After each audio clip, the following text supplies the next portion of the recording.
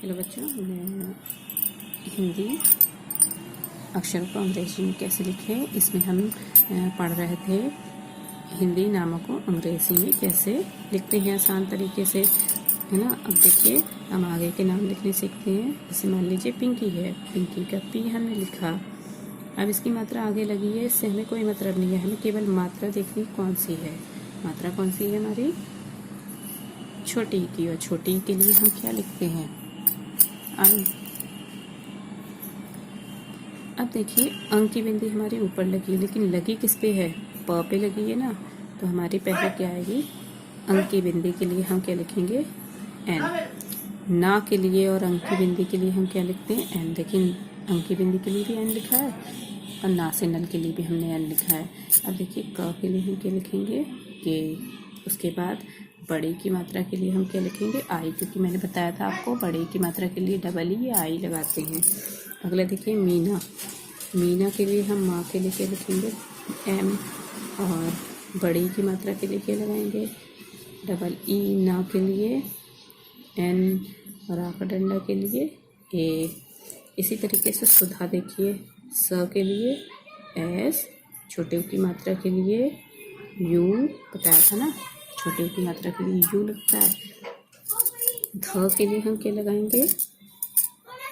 D H और आ का डंडा के लिए ए। प के लिए हम लगाएंगे पी, बड़े की मात्रा के लिए डबल ओ और जे, आ का डंडा के लिए ए। पूजा को हम ऐसे भी लिख सकते हैं, क्योंकि मैंने आपको बताया था बड़े की मात्रा के लिए यू या डबल ओ हम दोनों इस्तेमाल कर सकते हैं।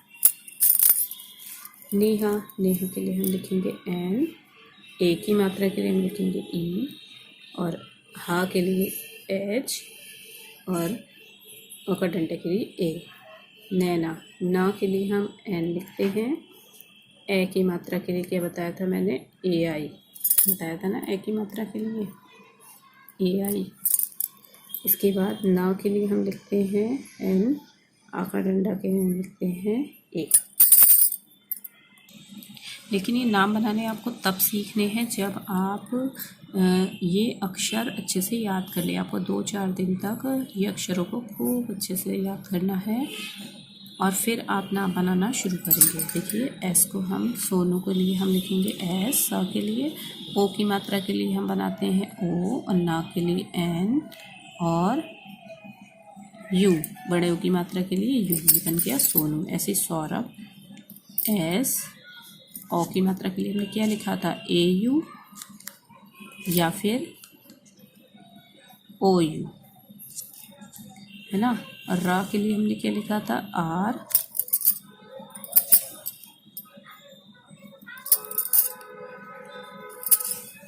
और भ के लिए ई एच, ये हमारा बन गया सौरभ। इसी तरीके से अंजू देखिए, ए एन। अंक की बिंदी की अ के लिए हम क्या लिखेंगे? ए। अंक की बिंदी के लिए क्या लिखेंगे? एन। और ज के लिए क्या लिखेंगे? जे। और बड़े की मात्रा के लिए यू। ऐसे ही मंजू। बस क्या करना है? अ हटा के एम जोड़ देना है। और लेकिन ध्यान रखना है, म में हमारा ए भी छुपा है, मैंने बताया था ना। म, अंक की बिंदी, न, ज और यू। हाँ, एक बात आपको याद रखनी है, कि देखिए, छोटे आ की जो मात्रा होती है वो अक्षर पे लगी तो होती है, लेकिन वो हमें सुनाई देती है, दिखाई नहीं देती है। मान लीजिए, अगर हम कहें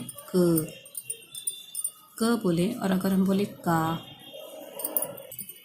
अगर हम बोले क और हम बोले, तो मैं सेंटेंस लिख के बताती हूँ। अगर हम बोले क और हम बोले का, ठीक है ना, इस पे कौन सी मात्रा लगी है? हमारे छोटे आ की, क्योंकि कोई भी अक्षर हम जब बोलते हैं क, ख, ग, तो उस पे छोटे आ की मात्रा छुपी हुई होती है, जो हमारे उच्चारण में बोलते हैं हम, लेकिन हमें दिखाई नहीं देती है। कोई भी अक्षर अपने आप में छोटे आ की मात्रा लिए हुए होता है और बड़े आ की मात्रा हमें दिखाई देती है लगी हुई। तो क को हम कभी कभी के ए भी लिखते हैं, ठीक है ना। और क को हम कैसे लिखते हैं? कभी कभी ऐसे और कभी कभी ऐसे, ये ध्यान रखना है आपको। तभी यहाँ पे देखिए म में अ की मात्रा छिपी हुई है, छोटे अ की मात्रा छिपी हुई है, तो हमने यहाँ पे ए लिखा है, म एम ए, ठीक है।